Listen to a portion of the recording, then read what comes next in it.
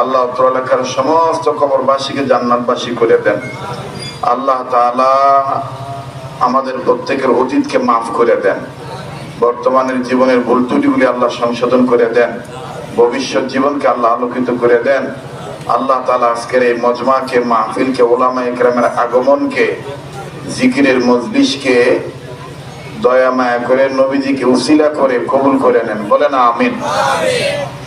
আমরা সর্বপ্রথম শুকরিয়া আদায় করি যে মহান আল্লাহ তাআলা আমাকে আপনাকে প্রত্যন্ত অঞ্চলে অত্যন্ত কষ্ট করে হলেও আল্লাহ পাক অত্যন্ত দয়ার দ্বারা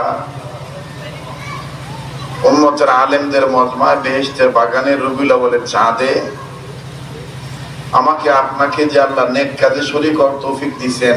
আর এমন একটা সময়, যে সময়টা দোয়া কবুলের সময়, আসরের নামাজের পর হইতে মাগরিবের আগ পর্যন্ত সময়টা অনেক দামি সময়।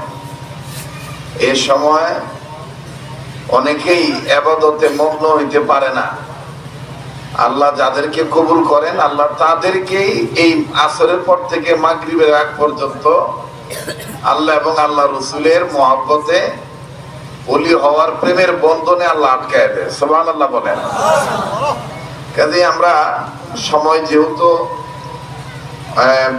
মাগরিবের নামাজের আগ পর্যন্ত আমাদের আলোচনা চলবে ইনশাআল্লাহ, এজন্য খুব গুরুত্ব সহকারে মনোযোগী হয়ে কথাগুলি আমরা শোনার চেষ্টা করব। তো যে আল্লাহ আমাদেরকে উম্মতের আলেমদের মজমায় বেহেশতের বাগানে আসার তৌফিক দিয়েছেন, এজন্য আমরা খুশি। আরেকবার বলি আলহামদুলিল্লাহ। হয়েছে না বাজান? আওয়াজ হয়েছে না? আরেকবার বলেন আলহামদুলিল্লাহ। সবকিছু শুরুতে জানতে চাই আপনারা সবাই কেমন আছেন? আল্লাহ পাক আমাদের সর্বহালতে ভালো রাখেন, বলেন আমিন। রবিউল আউয়াল মাস নবীজির আগমনের চাঁদ, নবীজির বিদায়ের চাঁদ। নবীজি আমরা এতিম করে এই মাসে চলে গেছেন, স্থানান্তর হয়েছেন, সোনার মদিনায় ঘুমাইছেন। আবার পৃথিবীর অন্ধকারকে আলোকিত করণের লক্ষ্যে এই মাসে আল্লাহ রসুল আসছে। অতএব একদিক দিয়ে খুশি, আর একদিক দিয়ে আশিক রাসূলদের জন্য বেদনার মাস। এই রবিউল আউয়ালের চাঁদ যখন আসে, তখন আমাদের উচিত রবিউল আউয়াল মাসে আল্লাহ রাসূল আমাদেরকে কি কি করতে বলে গেছে। আমরা এক কথাই 12টি মাসের 12 চাঁদ, এই 12 চাঁদে আমরা ইচ্ছা করলেই 12 ঘন্টায় আমরা নেক কাজে জড়িত থাকতে পারি। কথা বলেন ঠিক কিনা? আমি সেই দিকে লক্ষ্য রেখে পবিত্র কোরআনুল কারীমের অসংখ্য আয়াতের মধ্য হইতে, হাজারো হাজারো আয়াতের মধ্য হতে এখানে আয়াতে কারিমা তেলাওয়াত করেছি, যে আয়াতে কারিমাকে সামনে রেখে আলোচনা করার চেষ্টা করব ইনশাআল্লাহ। আল্লাহ এই আয়াতে কারিমার মাধ্যমে পৃথিবীর সমস্ত মানুষদেরকে ডাক দিয়ে বলেন, হে মানব জাতি। এখন আপনারা বলেন, মানব জাতির কাতারে কওমি মাদ্রাসার ছাত্র হুজুররা আছে না নাই? আসছে কথা কয়, জোরে বলেন। আলিয়া মাদ্রাসার ছাত্র হুজুররা আছে না নাই? যারা আমরা সিল্লে জিকির করি, যারা আস্তে জিকির করি, এরা উভয়রা মানুষের কাতারে আছে না নাই? যারা বিদেশ যায় আস্তে কথা কয়, জোরে কর। যারা দেশে থাকে, যারা মনে করেন যে এই পানির মানে উজান দেশে থাকে, রোড ঘাট এলাকায় গাড়ি ঘোড়া চলে, এরাও মানুষের কাতারে আছে না নাই? আপনার মতন যারা এই প্রত্যন্ত অঞ্চলে বসবাস করে, তারা আছে না নাই? অর্থাৎ মানুষ বলতে সবাই মানুষ। কথা কোন ঠিক কিনা? আল্লাহ সেই মানুষদেরকে ডাক দিয়ে বলেন, হে মানব জাতি, আমি তোমাদের কল্যাণের জন্য, মঙ্গলের জন্য, ভালাইয়ের জন্য আমি রবের পক্ষ থেকে 2টা নিয়ামত তোমাদের জন্য পাঠাইলাম। সুবহানাল্লাহ বলেন। কয়টা নিয়ামত? আবার কোন কয়টা? এটা আমার দিক তাকান, কয়টা? 2টা। নাম্বার 1, বুরহানুম মির রাব্বিকুম, আমি রবের পক্ষ থেকে অকাট্য দলিল। আমি রবের পক্ষ থেকে অকাট্য দলিল, এটা হলো 1 নাম্বার। নাম্বার 2, ওয়া আনজালনা ইলাইকুম নূরাম মুবিনা। দ্বিতীয় নম্বরে আমি আল্লাহ তোমাদের চলার লাগি গাইড বুক হিসাবে মোকাম্মাল নিজামে হায়াত, পরিপূর্ণ জীবন বিধান, জীবন ব্যবস্থা, কমপ্লিট কোড অফ লাইফ আমি আল্লাহ তোমাদের জন্য কোরআনুল কারীম নাজিল করলাম। সুবহানাল্লাহ বলেন। তাহলে এক নাম্বার হইলো অকাট্য দলিল বুরহান নামক নবী, দুই নম্বর হইলো নূর নামক কোরআন শরীফ। এটাকে তাফসীরে মাজিদের মধ্যে মাওলানা আব্দুল মাজিদ দরিয়াবাদী রাহমাতুল্লাহ আলাইহি তিনি এভাবে উল্লেখ করে বলেন, রব সব, রব সব বলেন না, রব অর্থাৎ রবের যে পাইবো সবই তার হইব। রব সব বলেন, রব রব সব, রবের যে পাইবো সবই তার হয়ে দিব। সুবহানাল্লাহ। আল্লাহুল মাওলা ফালাহুল কুল। হযরত উলামায়ে কেরামগণ বলেন যে ওই রব দুইটা জিনিস পাঠাইলেন, নাম্বার এক বুরহান, দুই নম্বরে কোরআন। যারা বুঝার হেরা বুঝতে লইয়ে হইয়া গেছে গা মুসলমান, সযত্নে রাখছে ঈমান, আর আল্লাহ তাআলা ইহার বরকতে বুরহান আর কোরআন মানার বরকতে তারারে কইরে দিব জান্নাত দান। সুবহানাল্লাহ। কোন বুরহান কোরআন, বুরহান কোরআন। বুরহান হইল বিশ্বনবী মুহাম্মদ সাল্লাল্লাহু আলাইহি ওয়াসাল্লাম। নবীজির যত নাম আছে, আমরা তো কত নবীর নাম শুনছি, ঈসা নবী, মুসা নবী, ইউনুস নবী, ইউসুফ নবী, জাকারিয়া নবী, ইয়াহইয়া নবী, ইয়াকুব নবী, আরো অনেক নবী আলাইহিস সালামগণের নাম আমরা শুনছি। কিন্তু আমার নবীজির যত নাম ছিল এর মধ্যে বুরহান নামটা আল্লাহ তাআলা নিজে খুশি হইয়া আল্লাহ তার নবী মুহাম্মদ সাল্লাল্লাহু আলাইহি সাল্লামকে, আমার আপনার প্রিয় নবীকে বুরহান নামটা উপহার দিয়েছে। আর আস্তে কোন সুবহানাল্লাহ। এই বুরহান নবী অকাট্য দলিল, আর নবীর উপরে কোরআন আল্লাহ নাজিল করছেন। তাহলে কয়টা জিনিস আল্লাহ পাঠাইছেন? দুইটা। কয়টা? দুইটা। আল্লাহ আমরার ভালোর লাগি মঙ্গলের জন্য তার পক্ষ থেকে দুইটা জিনিস পাঠাইছেন। নাম্বার এক বুরহান নামক নবী, দুই নম্বরে নবীদের উপরে নূর নামক কোরআন আল্লাহ নাজিল করছেন। সুবহানাল্লাহ বলেন। এই দুই জিনিসের উপর যারা ঈমান আনবে, পরের আয়াত দিয়ে আল্লাহ বলেন, فَأَمَّا الَّذِينَ آمَنُوا بِاللَّهِ وَاعْتَصَمُوا بِهِ فَسَيُدْخِلُهُمْ فِي رَحْمَةٍ مِّنْهُ وَفَضْلٍ وَيَهْدِيهِمْ إِلَيْهِ صِرَاطًا مُسْتَقِيمًا।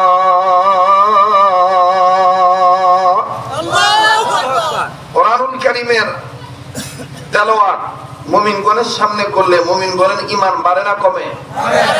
এই কথা কার? আল্লাহ। এটা কোরআনে আছে না নাই? আছে।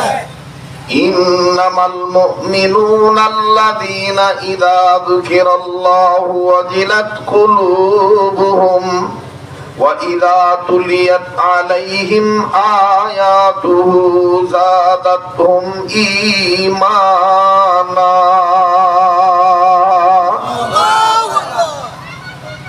আল্লাহু আকবার বলার সাথে তো কারো কোনো দুশমনী নাই। তাফসীরের কিতাবের মধ্যে উল্লেখ আছে, মুফাসসিরিন কেরামগণ বলেন, কোন বান্দা যদি একবার সিজদা কইরা জিহ্বাটারে উল্টাইয়া পাল্টাইয়া মুখটারে বেহা চোখা সোজা গুতাইয়া গাতাইয়া খালি যদি আল্লাহ কইতাম চেষ্টা করে, আর যদি কোন মতন জাতার ঠেলায় কইয়ালে একবার আল্লাহু আকবার, তো আল্লাহ তাআলা সাথে তার আমলনামায় 12,000 নেকি লিখে দেয়। আরো আসতে কোন সুবহানাল্লাহ।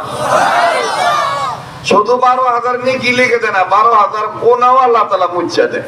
সুবহানাল্লাহ। ওয়াজ মাহফিল তো ভাই এই জন্যই দেওয়া, আমরা গুনাহ করছি, আল্লাহ যেন উলামায়ে কেরামের সামনে আইনা আমরা অতীত জীবনের গুনাহগুলি যেন তওবার মাধ্যমে সাফ করে দেয়, এবং আমরা বংশধরের মুরব্বিকে যেন আল্লাহ মাফ করে দেয়, আমাদের ভবিষ্যৎ জীবনকে যেন আল্লাহ আলোকিত করে দেয়, দ্বীনের আলো যেন আল্লাহ আলোকিত করে দেয়। এই জন্য তো ওয়াজ মাহফিল ব্যবস্থা করা। কথা কোন ঠিক কিনা? মুহতারাম হাজিরিন, তো আল্লাহু আকবার বলার সাথে কারো কোনো দুশমনী নাই তো? একটু বলেন তো আল্লাহু আকবার। আবার কোন আল্লাহু আকবার, আর একবার কোন আল্লাহু আকবার। এই মাহফিল হতে আপনারা খুশি না বেজার?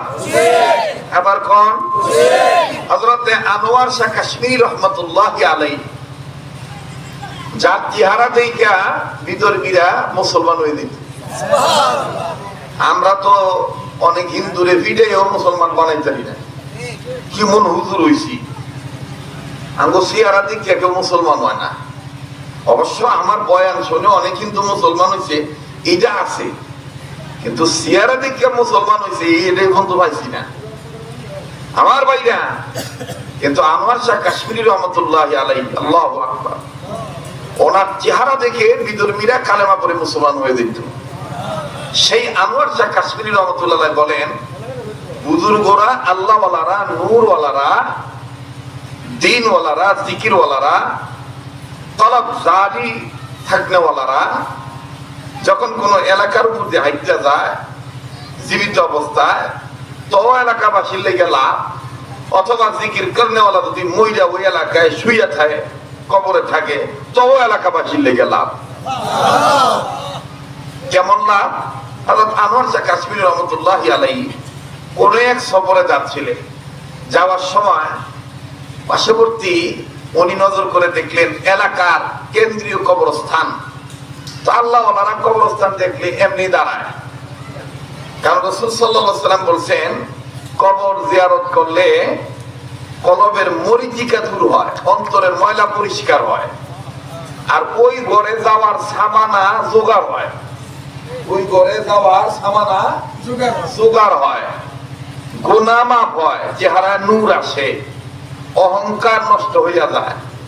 দাদার কবরের কাছে গেলে নাতির মন দিয়া মুখ থেকে এমনি বাইরে যায়, দাদা যতই বাহাদুরি করি একদিন তোমার মতন তোমার কাছেই আমার আউন লাগবো।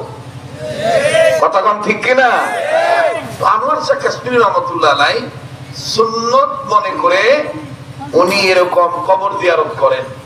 তো কবর জিয়ারত করতে করতে উনি কবর, ওই এলাকার কবর যখন দেখলেন, উনি চোখ বন্ধ করলে উনি জিয়ারত করতেছেন, জিয়ারত শেষ, এখন ওনার মন চাইতেছে আল্লাহ আমি একটু চক্ষুটা বন্ধ করে অন্তর চোখ দিয়ে দেখতাম চাই এই এলাকার কবরবাসীদের অবস্থাটা কি, তারা কে কেমন আছে। উনি চোখ বন্ধ করে দেখেন যে প্রত্যেকটা কবরে দাউ দাউ করে আগুন জ্বলতেছে, আযাবের পর আযাব হইতেছে। হযরত আনোয়ার শাহ কাশ্মীরি রহমাতুল্লাহ আলাইহি মুরাকাবা ছেড়ে দিলেন, আবার চোখ বন্ধ করলেন, চোখ বন্ধ করে আবার দেখলেন আযাব হইতেছে, আবার চোখ বন্ধ ছেড়ে দিলেন, আবার চোখ বন্ধ করলেন, এরকম তিনবার উনি দেখতেছেন আযাব হইতেছে। চতুর্থবার হযরত আনোয়ার শাহ কাশ্মীরি রহমাতুল্লাহ আলাইহি চোখ বন্ধ করে দিলের চোখ দিয়া নজর করে দেখতেছেন আল্লাহ দয়া করে অত্র এলাকার কবরের আযাব এখন বন্ধ করে দিয়েছে, প্রত্যেক কবরবাসী জান্নাতবাসী হয়ে গেছে। তো আনোয়ার শাহ কাশ্মীরি রহমাতুল্লাহ আলাইহি ডাক দিয়ে বলতেছেন আল্লাহ কোন উসিলায় মাফ করলা এটা তো জানলাম না। এবার বান্দাদেরকে জিজ্ঞেস করতেছে, এলাকাবাসীদেরকে জিজ্ঞেস করতেছে, ভাই একটু আগে আযাব দেখছি, এখন থেকে আযাব নাই, ঘটনা কি? দূর থেকে একজন বৃদ্ধ লোক ডাক দিয়ে বলতেছে, হুজুর এই এলাকার শেষ মাথায় একজন কোরআন তেলাওয়াত করেনওয়ালা বুজুর্গ মানুষ ইন্তেকাল করছে, ওনাকে সবে মাত্র দাফন করা হয়েছে। আমি জানাজা পড়িয়া তার দাফন শেষ করে আমি আইছি হুজুর, আমি আসছি। আল্লাহর ওলি চোখ বন্ধ করে দেখে যে কোরআন তেলাওয়াত করেনওয়ালার বরকতে আল্লাহ গোটা এলাকার কবরবাসীদের কবর আযাব আল্লাহ মাফ করে দিয়েছে। ও ভাই রব্বুল্লাহ বলেন চা এমনও তো হইতে পারে এই চাঁদে একটা নেক কাজ করার বরকতে, আলেমদের কথা শোনার উসিলায়, নেক কাজ করার বরকতে, আল্লাহ ওয়ালাদের দিকে তাকানোর বরকতে, মায়ের খেদমত করার বরকতে, মসজিদ আবাদ করার বরকতে, আল্লাহ ওয়ালাদের সোহবতে আসার বরকতে এমনও তো হইতে পারে আল্লাহ তাআলা আমাদের জীবন মরণ আল্লাহ তাআলা শান্তিময় করে দিতে পারে। কথা বলেন ঠিক কিনা? আমি লম্বা করব না, বলেন আমরা আল্লাহ হতে চাই কি চাই না? বলেন চাই কি চাই না? কারা কারা চাই দু হাত তুলে আল্লাহকে দেখাই। নারায়ে তাকবীর, নারায়ে তাকবীর। আপনামান রাসূলের সাথে আমরা খুশি না বেজা? নবী আওয়াতে আমরা খুশি না বেজা? আহা, খালি খালি আমার এই বাইরে গাইবো, আমরা গাইতাম না, এটা হইতো না। নবীর পক্ষে গাইবেন, বাদ্যযন্ত্র না থাকলে হয়। কথাটা সই হইতই, বানোয়াট কোনো কথা কম যাইতো না। কথাটা কোরআন হাদিস মানে কোরআন হাদিসের সাথে মিল থাকতে হবে, হালাল হইতে হবে। যেমন কোন এক কবি বলেছেন, আরব দেশি কাবার পাশে মানবের সেরা মানব এসেছে, ঠিক কিনা? যারা আসতে কথা কইব মনে করবেন হেরার ভিতরে বেজাল আছে। যারা এই হক পক্ষে আওয়াজ দিব না মনে করবেন হেরার ভিতরে বেজাল আছে। আল্লাহর রাস্তে আর দলাদলি করেন না, কাদা ছোড়াছুরির মধ্যে থাকেন না, কাঁধে কাঁধ মিলান। কান্নাহুম বুনিয়ানুম মারসুস, সীসাডালা প্রাচীরের মতো ঐক্যবদ্ধ হন। তাহলে দেখবেন কোরআন বিরোধীরা, ইসলাম বিরোধীরা আল্লাহ পাকের মেহেরবানিতে আমার বন্ধুগণ আমাদের শক্তি বেড়ে যাবে, বাতিল কখনো মাথা ছাড়াতে উঠতে পারবে না। কথা বলেন ঠিক কিনা? আজকে আমরা হকের পক্ষে গাওয়া ছাইরা দিছি, এই জন্য ডুল বাইত লিয়া মানছে গায়। হকের পক্ষে গাইবেন, কোরআনের গান গাইবেন, নবীর শান গাইবেন, আউলিয়া কেরামের শান গাইবেন, শেষ রাতে আল্লাহর কাছে মুখ দিয়া কাঁদবেন। ফতুয়াবাজি করবেন না যে এটা জায়েজ নাই, এটা জায়েজ নাই। আল্লাহ তাআলা আমাদেরকে হেফাজত করুন, বলেন আমিন। আবার বলেন আমিন। আরব দেশি কাবার পাশে মানবের সেরা মানব এসেছে, ঠিক কিনা? আরব দেশি কাবার পাশে মানবের সেরা মানব এসেছে। ওকে এসেছে, নবী এসেছে, হাবিব এসেছে, রাসূল এসেছে। বলেন হাবিব এসেছে, রাসূল এসেছে, হাবিব এসেছে, রাসূল এসেছে। আকাশের তারাগুলি জান্নাতের তারাগুলি, আকাশের তারাগুলি জান্নাতি তারাগুলি রহমতি বাতাসে দুলছে। হাবিব এসেছে, রাসূল এসেছে, আলো এসেছে, আধার ঢেকেছে, হক এসেছে, বাতিল লুকাইছে। কথা ঠিক কিনা? মুহতারাম হাজিরিন, ওই নবীকে পাইয়া আমরা খুশি না বেজার? সেই নবীর পক্ষে যোগ্য বুজুর্গ হক্কানি উলামায়ে কেরাম বলেছেন, এই কোরআন নবীরে মান্না ওয়াকাত্ত দলিল মান্না কোরআনের ফর্মুলা অনুযায়ী কোরআন সুন্নাহ ভিত্তিক কোন বান্দা বান্দি যদি 5 টাকা ধারাবাহিকভাবে করে, আল্লাহ পাক তারে আল্লাহ ওয়ালা বানায় দেয়। কি বানায় দিবে? আল্লাহ। কি বানায় দিব? আবার কোন কি বানায় দিব? আল্লাহ ওয়ালা। কয়টা কাজ? আবার কোন কয়টা কাজ? জীবনের শেষ বয়ান মনে করে বয়ান করতেছি, এটা জীবনের শেষ বয়ান হইতে পারে। আগামীকালকে বাঁচবো কি বাঁচবো না কোনো গ্যারান্টি নেই, এই দুনিয়া থাকার জায়গা না। কথা বলেন ঠিক কিনা? কিন্তু আমরা ওলি হইয়া মরতাম চাই সবাই ইনশাআল্লাহ। 5 টাকা তারা বাইভাবে করবে যারা, আল্লাহ ওয়ালা হবে তারা। কয়টা কাজ? 5টা কাজ। নাম্বার 1, কষ্ট হচ্ছে না তো আপনারা? নাম্বার 1, মা বোনরা যারা আছেন আপনারাও গভীর মনোযোগে এই কথাগুলি শুনবেন, আমলে নিয়ে শোনেন। 5 টাকা ধারাবাহিকভাবে করবে যারা, আল্লাহ পাকের ওলি হবে তারা, আল্লাহ ওয়ালা হবে তারা। নাম্বার 1, সকল প্রকার গুনাহ থেকে বাঁচা থাকা। সকল প্রকার গুনাহ থেকে বাঁচা থাকা। এখন বলেন গুনারে গুনাহ মনে করা এটা একটা নেকের কাজ, আর গুনারে গুনাহ না মনে করা এটা আরেকটা গুনাহের কাজ। কথা কয় না? গুনারে গুনাহ মনে করা এটা কি এর কাজ? নেকের কাজ। গুনারে গুনাহ না মনে করা এটা আরেকটা গুনার কাজ। ওই যে কথায় আছে, চোরের উপরে বাটপারি, আরেকটা আছে চোরের মার বড় গলা, আবার আরেকটা আছে চুরি তো চুরি, কি চুরি? আরো সিনা চুরি। গোনা তো করেই করে, আবার দেখবেন সার দোকানে বয়ে বয়ে কয় এটা কিছু হচ্ছে না, ছোটখাটো গুণা তো কোনো সমস্যা নাই, বড় গুণা হইলে তো বাবলি ছাড়বো, মনে হয় যে আল্লাহ এর লোকে চুক্তি করছে। আরে ভাই গুণা তো গুণাই, বিষ তো বিষয়, কথা কয় না? আপনার এলাকার সার দেয়নি, সার কীটনাশক, কেউ যদি আইয়া কয় হাওড় অঞ্চলের মানুষ, চট্টগ্রামের মানুষ, কাগজি গ্রামের মানুষ, আইয়ো সামান্য প্রকার কীটনাশক খাইয়া লাও, এটা চোরা খাও, তেমন কিছু হইতো না, খাইবে? কেউ খাইব? থাপড়া উঠে ব্যাক কলের ব্যাক কল, বিষ তো বিষয়, এটা অল্প খাইলে যে ফুরাইব, বেশি খাইলে এই ফুরানটাই ফুরাইব। গোনা তো গুনাই, গোনা তো গুনাই, ছোট গুণা করলো যে আল্লাহ রাগ হয়, বড় গুণা করলো ওই আল্লাহ রাগ হয়, কথা কোন ঠিক কিনা? আর এটা স্পষ্ট ভাবে উলামায়ে কেরাম বলেন, মাসলাগত ভাবে সবাই এটা সমাধান করে দিয়েছেন, স্পষ্ট করে জানা দিয়েছেন যে সগীরা গুনাহ যদি কেউ ইচ্ছা কইরা দুইবার করে, এটা আর সগীরা থাকে না, এটা গুনাহ কবিরা হইয়া যায়, নাউজুবিল্লাহ বলে। আর জাহান্নামে যাওয়ার জন্য কয়টা কবিরা গুনাহ? কয়টা লাগে? এক ডজন? কয়টা? একটা কবিরা গুনাহই যথেষ্ট আমাকে আপনাকে জাহান্নামে নিয়ে যাওয়ার জন্য। আল্লাহ আমাকে আপনাকে সহিবত দান করেন, গুনাহ থেকে বাঁচা থাকার হেফাজত করেন। আল্লাহু আকবার। আপনার নাম শুনছেন আব্দুল হালিম হোসেনী রহমতুল্লাহ আলাইহি?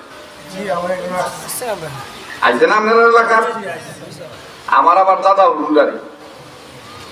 তো এই আব্দুল হালিম হোসেনী রহমতুল্লাহ আলাইহি এমন একজন বুজুর্গ ছিলেন, উনি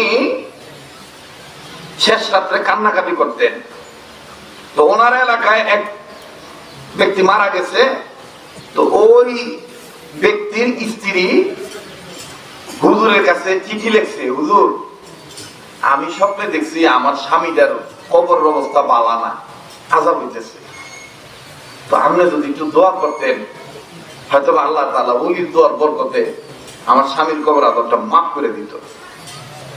তো আব্দুল হালিম হোসেনী রহমতুল্লাহ আলাইহি চিঠির উত্তরে লিখছে কোন এলাকার, কোন গ্রাম, কোন সাইড, কোন জায়গার কবর দিছে, ঠিকানাটা বালা করে লিখে দিল। তো আব্দুল হালিম হোসেনী রহমতুল্লাহ আলাইহি ঠিকানা লিখে দিছে, ওই ঠিকানা বরাবর কবরের কাছে গেছে, কবরের কাছে যাইতেছেন আর বলতেছেন যে এই মাটি, তোমার মধ্যে যে আছে তার কর্মের দোষে যদি সে কোনো আযাব পাইয়া থাকে, তা আমি এই যে তোমার কাছে যে আইতে যাইতেছি, আমার কর্মর যদি কোনো গুণ থাকে, তো এই গুণের উসিলায় এই কর্ম দোষের ব্যক্তিটারে তুমি আল্লাহ দিক চাইয়া আল্লাহরে কইও, আল্লাহ যেন আযাব মাফ করে দেয়। চিন্তা করছেন নি? মানে ওনার কর্মের দোষ আর আমার কর্মের গুণ, এটা বলে নাই যে আমি আমার গুণ, এটা বলে নাই। তার মানে আব্দুল হালিম হোসেনী রহমতুল্লাহ বলছেন যে আমার যদি কোনো কর্মগুণ থাকে, আমার হাতটা যদি কোনো ওলি আল্লাহর হাতের সাথে লাগিয়া থাকে, তো ওই ভালো লোকের উসিলায় এই খারাপ লোকটার যেন আল্লাহ তাআলা দয়ার আল্লাহ মাফ করে দেয়। এই কথা বলে আব্দুল হালিম হোসেনী রহমতুল্লাহ চলে গেছেন। আমার বন্ধুগণ, আমার ভাইরা, আল্লাহু আকবার। মহিলা পরের সপ্তাহে চিঠি লিখা উত্তরে পাঠায়, উত্তর দিয়ে বলছেন হযরত আমি স্বপ্নে দেখছি আমার স্বামীর কবরের পাশে দিয়া কে যেন আইতে গেছে, এরপরে আমার স্বামীর কবরটা জান্নাত হয়ে গেছে।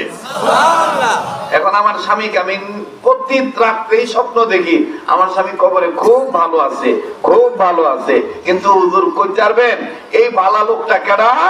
আব্দুল হালিম হোসেনী রহমতুল্লাহ উত্তরে পাঠাইছেন, এই বালা লোক রে যেই মালিক বানাইছে ওই মালিক রে চিনো, তাহলে বালা লোক রে চিনতে পারবা।